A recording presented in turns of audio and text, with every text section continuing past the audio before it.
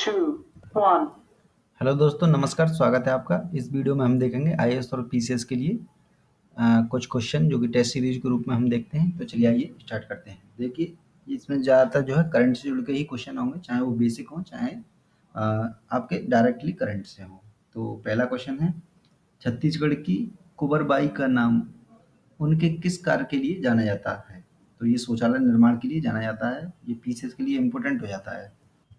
Next question आपका, इस्लामाबाद में नवंबर 2016 में होने वाले सार्क सम्मेलन का किन-किन देशों ने बहिष्कार करने की घोषणा की थी?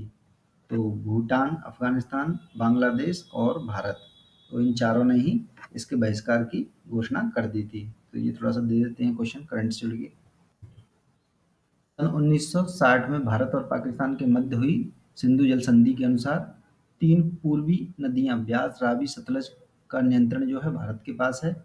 और दूसरा स्टेटमेंट है, 3 पश्चिम नदियां सिंधु, चिनाब, झेलम का नियंत्रण पाकिस्तान के पास है। तो इनमें से ये दोनों ही सही हैं, तो इसे आप बिल्कुल ध्यान में रख लें। ये आईएएस के लिए ज़्यादा इंपॉर्टेंट है ये क्वेश्चन। उसमें से पूछ सकते हैं कि भारत में कौन सी नदियों पर नियंत्रण है, दे दिए जाएंगे। 4 नदी दे दी जाएंगी और 3 आपकी सही होंगी। कौन सी नदियां हैं? ब्यास, रावी और सतलज। ध्यान में रखें कि केंद्र सरकार ने अक्टूबर 2016 में मेट्रोलॉजी नियमों में बदलाव किया है। इसका संबंध है, मेट्रोलॉजी का संबंध किससे है? ये इसका संबंध है असाधारण परिस्थितियों में दलहन और एवं चीनी जैसी आवश्यक वस्तुओं की खुदरा जो कीमतें होती हैं उसको तय करने से।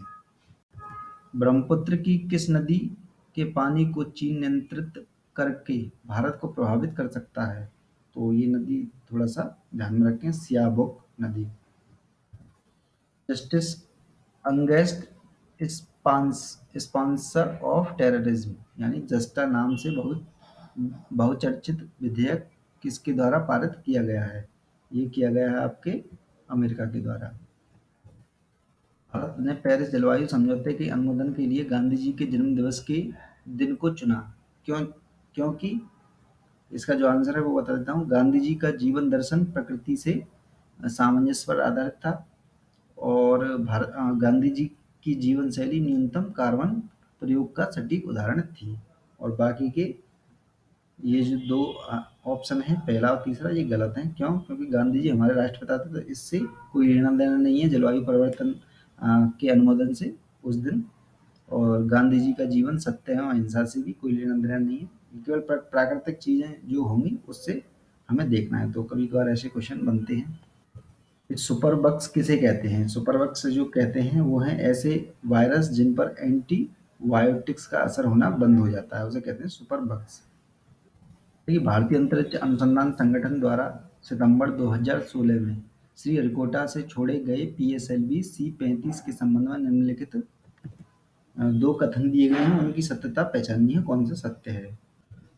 पहला है स्टेटमेंट, यह रॉकेट एक साथ 8 उपग्रहों को ले गया था, तो ये बिल्कुल सही है। दूसरा स्टेटमेंट था है इन 8 उपग्रहों को अलग-अलग कक्षाओं में सफलतापूर्वक स्थापित किया गया, तो ये भी सही है। अभी ऐसा नहीं, ऐसे भी बन सकता है इसमें कि इन 8 उपग्रहों को अलग-अलग ना होकर एक साथ एक ही कक्षा में सफलतापूर्वक स्थापित किया गया, तो वो गलत हो जाएगा। तो आईएएस के लिए इम्पोर्टेंट हो जाता है थोड़ा-सा। भारत और पाकिस्तान के बीच हुए सिंधु जल समझौते में मध्यस्थता किसने की थी? बहुत ही ज़्यादा इंपॉर्टेंट क्वेश्चन है। विश्व बैंक ने करी थी मध्यस्थता।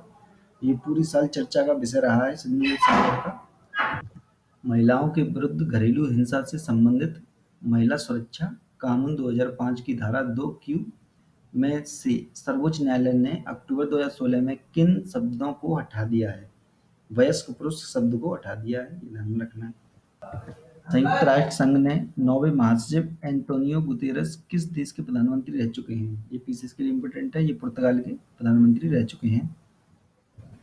इनमें से किन-किन देशों ने सन 2016 में राष्ट्रमंडल की जो है सदस्यता छोड़ दी है? तो ये मालदीव ने छोड़ी है, केवल ध्यान में रखना है।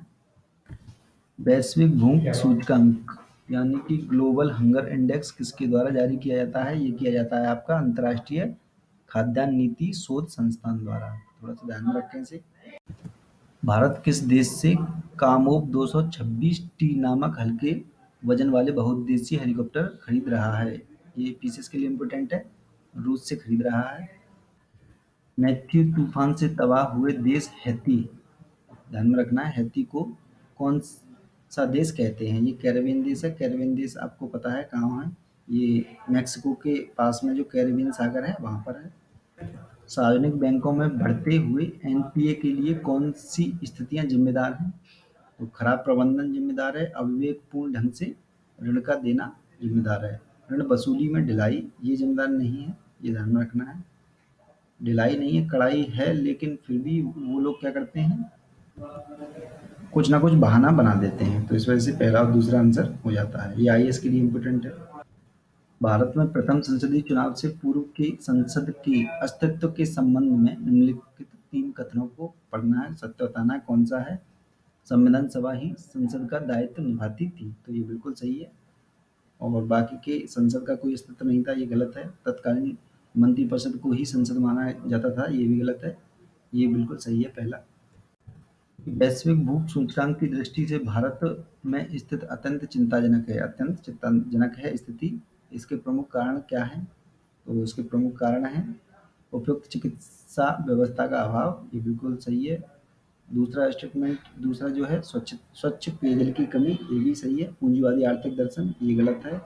मतलब इससे वैश्विक भूख सूचकांक का लेना देना नहीं है। समुचित शिक्षा व्यवस्था का ना होना, तो शिक्षा का भी कोई लेना देना नहीं। तो आंसर पहला और दूसरा है इसका।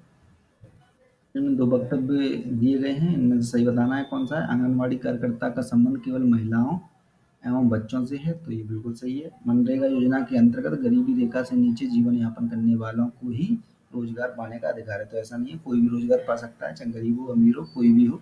ऐसा कहीं बाउंडेशन नहीं दी गई है, तो इस स्टेटमेंट को थोड़ा ध्यान में रखें, इसके लिए इम्पोर्टेंट हो जाता है ये।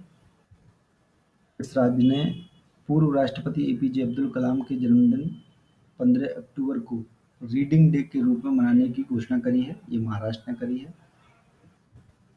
भारत के किस राज्य ने भूटान के हैप्पी इंडेक्स से प्रेरित होकर अपने यहाँ मिनिस्ट्री ऑफ हैप्पीनेस आनंद मंत्रालय का गठन किया है? तो मध्य प्रदेश है। बहुत ही इंपॉर्टेंट है ये दोनों के लिए, पीसीएस के लिए और आईएएस के लिए भी।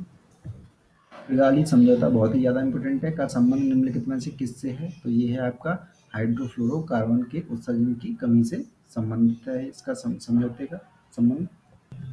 देखिए, बिम्स्टेक संगठन में किस क्षेत्र के राष्ट्र शामिल हैं? तो बता देते हैं। दक्षिण एशिया के शामिल हैं इसमें बिम्स्टेक में, दक्षिण पूर्वी एशिया के शामिल हैं और आपके बंगाल की खाड़ी के शामिल हैं, दक्षिण चीन सागर के शामिल नहीं। देखिए, बिम्स्टेक के सदस्य राष्ट्रों के समूह में कौन नहीं है, मतलब कौन है इनमें से वो बताना है। देखिए, भारत तो है ही है, भूटान है, नेपाल भी है, थाईलैंड भी है, लेकिन मलेशिया नहीं है, ये ध्यान में रखना है थोड़ा सा। तो इन्हें थोड़ा-सा रट लें आप एक तरह से। ये पीसीएस और आईएएस दोनों के लिए इम्पोर्टेंट हो जाता है। आईएएस में आजकल ऐसे क्वेश्चन बनते जा रहे हैं बहुत ज़्यादा। तो मलेशिया नहीं है।